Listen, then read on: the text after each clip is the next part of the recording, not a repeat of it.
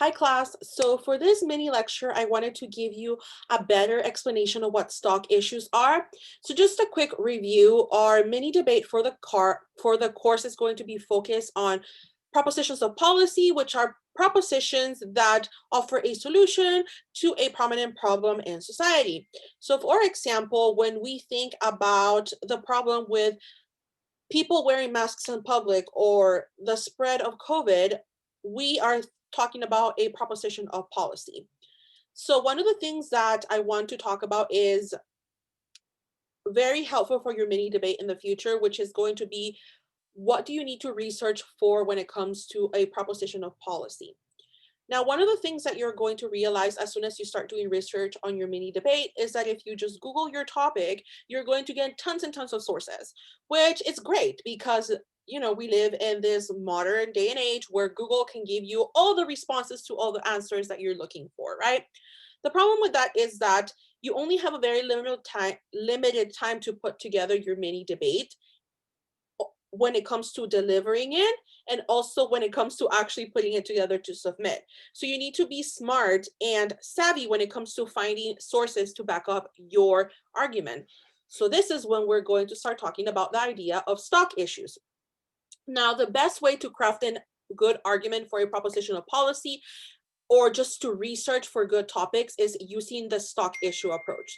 So stock issues refer to like the organization and crafting a good argument when it comes to your proposition of policy. So there are 5 different stock issues that you're going to be looking at. The first one is called the ill. So one of the things that you'll realize when you are researching for your proposition of policy or when you're putting together your constructive for the debate is that you're going to have to explain why it is that we need to address the issue that you are talking about. So for example, if we're looking about people should wear masks when out in public during the COVID pandemic, the problem is the spread of COVID, right? The idea that if you are not wearing a mask, it can spread through sneezing, coughing, saliva, and through the air really quickly, right? That will be the problem. And then you can use sources that backs up the idea of how many cases we have per day, how much it spreads, and how much the mask protects you from actually getting sick, right? That will be the first part of your stock issues when you're building up the ill, right? The second part would be the blame. The second part refers to who it is that is responsible for the problem. Now there are different avenues you can take for the blame.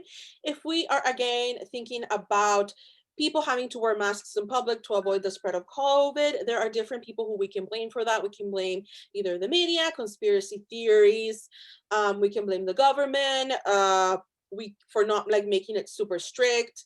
Um, we can again like we can be conspiracy theory people, media outlets, etc. You can blame those for being responsible for causing the problem of people not wanting to wear masks, right?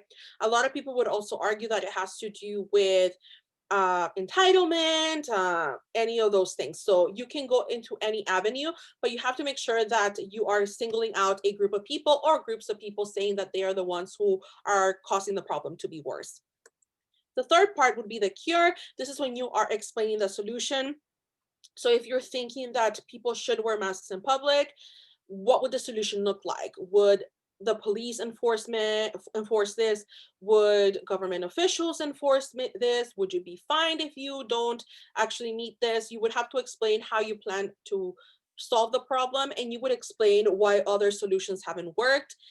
You can say that we need the police to start enforcing this because obviously just like spreading the word and just like places requiring people to wear masks is not really working. So again, you would have to explain how the solution would take place, how you would put it together, and then why is it that the solution is much better than other ones that have been tried to put into place or have been put into place. So again, remember that for each part of the stock issues, the ill, the blame, and the cure, you are going to have to use credible sources to back up your argument. The last part of the stock issues is the idea of the cost. The cost talks about how much will it cost. And when we talk about cost, it's not only monetary costs. So it could be emotional, physical, It could be monetary as well. So if you are looking at the idea of enforcing mask wearing in public, you can look at the monetary cost that it will put on us taxpayers and the government to actually have the police enforce wearing masks in public.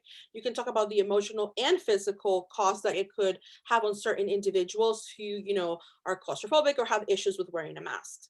So again, just to reiterate, when we talk about stock issues, is looking at how to craft your argument for a proposition of policy in a way that it is savvy and it hits all the areas that it must deal with. So again, when you are researching and you are looking for sources to back up your constructive for the debate, even your rebuttal / response or your questions for the idea of questions for cross-examination, you have to think about the ill, the blame, the cure, and the cost when you're researching, and make sure that when you're looking for articles, they can answer the questions that fall underneath this.